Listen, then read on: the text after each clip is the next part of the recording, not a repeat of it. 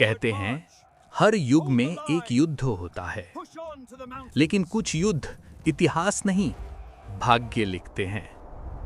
ये कहानी उसी युद्ध की है जहां धरती ने रक्त चखा, आकाश ने क्रोध देखा और आत्मा ने सत्य पाया।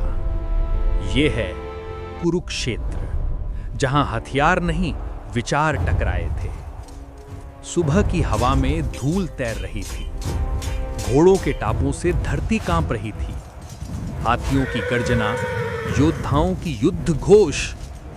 हर सैनिक जानता था आज लौटने की कोई गारंटी नहीं। एक ओर धर्म, दूसरी ओर अहंकार, और इनके बीच मानवता की अंतिम कसौटी। रथ पर खड़ा अर्जुन, हाथ कांपते, आंखें नम।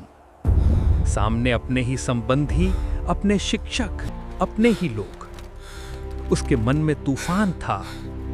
क्या मैं सही हूं? क्या ये न्याय है या विनाश?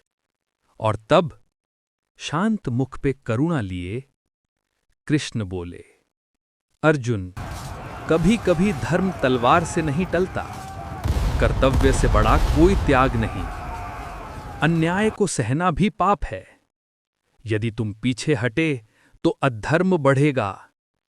युद्ध बाहरी नहीं, अपने भीतर लड़ो।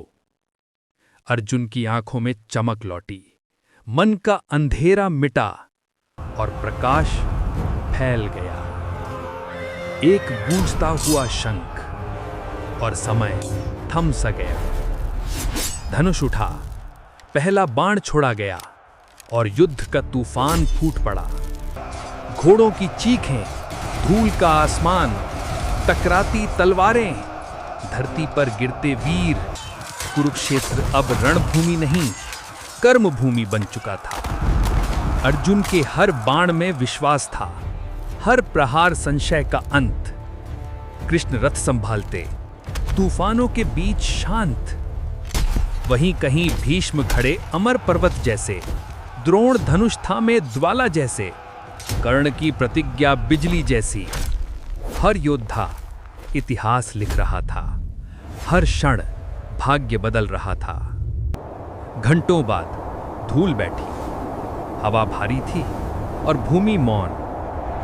विजय मिल चुकी थी, पर अर्जुन शांत नहीं था। कृष्ण बोले, वीर वही है जो विजय के बाद भी विनम्र रहे। याद रखो अर्जुन, ये संघर्ष दूसरों से नहीं था, अपने भीतर के अंधकार से था। आज भी हर मनुष्य के भीतर एक कुरुक्षेत्र बसता है, जहां अहंकार और सत्य लड़ते हैं और आत्मा निर्णय करती है कि धर्म किस ओर है। धर्म कठिन है, पर वही प्रकाश है, वही विजय है, वही अमर है।